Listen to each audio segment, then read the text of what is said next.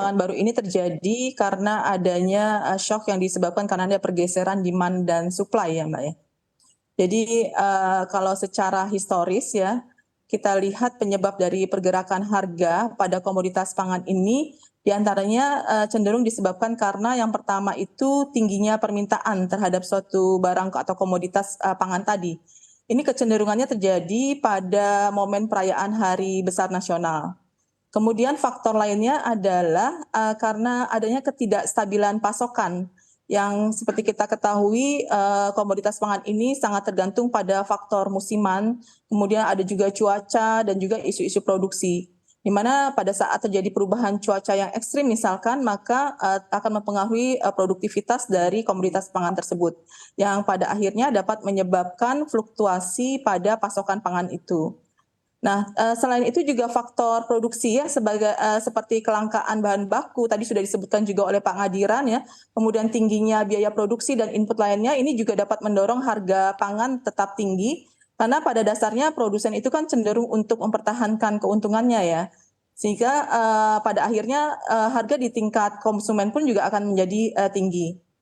Kemudian faktor lainnya, ini ada juga kebijakan pemerintah, Mbak. Ini kalau secara historis kita bisa lihat ya, ada biasanya mungkin ada kebijakan pemerintah pada suatu komoditas tertentu yang nantinya dapat berdampak pada kestabilan harga pangan. Jadi sebagai contoh, ini di tahun 2022, bulan September 2022 lalu ya, itu kan terjadi kenaikan harga BBM yang menyebabkan perubahan rantai pasokan ya, seperti kenaikan biaya angkutan, kemudian transportasi, sehingga kenaikan biaya angkutan ini akhirnya mendorong peningkatan harga pada sebagian besar bahan pangan. Nah, satu hal lagi yang juga mempengaruhi penyebab harga pangan ini tetap dalam kondisi yang tinggi adalah kondisi globalnya itu sendiri. Jadi baik dari sisi kondisi ekonomi maupun politik. Nah, ini kita sudah belajar dari pengalaman pada tahun 2022 pada saat terjadinya perang Rusia-Ukraina, di mana kondisi ini memicu krisis pangan global, sehingga dampaknya juga terasa pada kenaikan harga domestik. Jadi ini kira-kira faktor-faktor yang menyebabkan kenaikan harga pangan tersebut. Oke, baik Ibu Puji. Tadi ada beberapa faktor begitu ya, dan tadi seperti Anda sebutkan sehingga akhirnya juga berdampak kepada pergerakan yang stagnan begitu untuk harga tinggi, karena tadi sekali lagi juga ada faktor-faktor lain seperti kenaikan BBM begitu ya Bu Puji. Kemudian dari Pak Ngadiran seperti apa? Tadi disampaikan juga bahwa tengah mencari begitu ya titik keseimbangan kesetimbangan baru atau equilibriumnya begitu ya. Dari Anda sendiri ketika nanti artinya harga pangan ini sulit turun atau masih akan tetap berada di level saat ini begitu ya, atau bahkan lebih tinggi lagi. Seperti apa tanggapan Anda dan juga strategi yang bisa dilakukan oleh para pedagang di tengah kondisi ini, Pak Ngadiran? Baik, jadi gini, sejatinya kami di pasar ini kan bagaimana kita juga berupaya agar supaya konsumen atau masyarakat itu mempunyai kemampuan membeli. Tentu yang dilakukan oleh teman-teman pedagang adalah menekan keuntungan atau menekan laba yang dari waktu ke waktu justru kita itu terkena pembebanan di biaya atau modal pembelian barang, tetapi keuntungan kita kan stuck. Nah ini upaya yang kadang dilakukan oleh teman-teman untuk bertahan bisa berdagang kan paling demikian.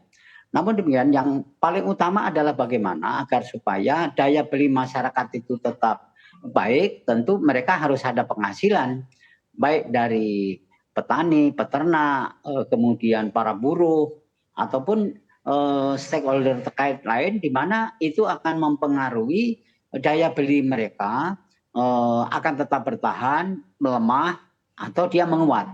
Jadi kita tetap mengikuti alur dari ekonomi ini, alur daripada pembelian kita sampai dengan penjualan, agar kalau kita bertahan pada harga tertentu, ini kan juga tidak ada yang membeli, itu kan tidak mungkin juga kita lakukan.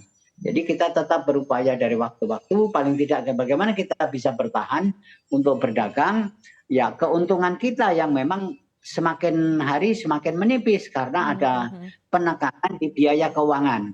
Walaupun dari sisi pemerintah memang bagus, sudah melakukan upaya-upaya adanya KUR. Tetapi kembali sampai saat ini karena kebijakan pemerintah, bank-bank terkait itu menyalurkan langsung ke pedagang atau kepada masyarakat petani. Nah, dengan tidak memerankan, sekali lagi, dengan tidak memerankan koperasi, ini satu hal yang saya pikir juga perlu dikaji kembali lah. Ya. Kenapa koperasi-koperasi yang baik tidak boleh menyalurkan KUR? Karena ada variabel cost, ada fee cost bagi bank itu kan kadang-kadang juga enggan. Ini mohon maaf, karena walaupun dikejar-kejar oleh atasan, faktanya di lapangan itu kan juga mendapatkan banyak kendala. Nah, oleh karena itu kembali peran daripada koperasi hendaknya di sini difungsikan kembali seperti zaman SBY. Tetapi sekali lagi saya katakan, jika ada koperasi-koperasi yang kurang baik, belum bisa diperankan, jangan. Dan ini perannya Dinas Koperasi melakukan pembinaan, menyehatkan koperasi-koperasi agar supaya berfungsi dan menolong peran dari semua pihak.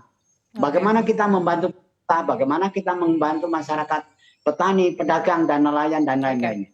Oke. Tapi dari sisi demand sendiri seperti apa penghadiran begitu ya dengan harga yang saat ini juga terus tinggi begitu seperti apa, dan sekali lagi ya di tengah pergerakan harga ini tengah mencari titik kesetimbangan baru, seperti apa demand ataupun juga permintaan dari para konsumen? Melemah. Jawabannya gampang.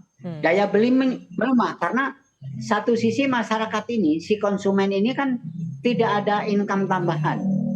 Sehingga dengan penghasilan terbatas, ada kenaikannya harga dari produk-produk tertentu, dia tentu beralih kepada substitusi lain atau katakanlah ya barang lain atau komoditi yang diperlukan lain yang setara dengan itu dengan harga yang terjangkau. Jadi masyarakat kan piawai lah dalam hal ini. Memilih mana yang lebih cocok sebagai penggantinya. Walaupun kalau beras yang bagaimana penggantinya? Beras yang mencari beras dengan harga yang lebih jelek, yang lebih jelek, yang lebih murah, yang lebih murah. Karena beras itu kan tingkatannya macam-macam. Begitu. Baik.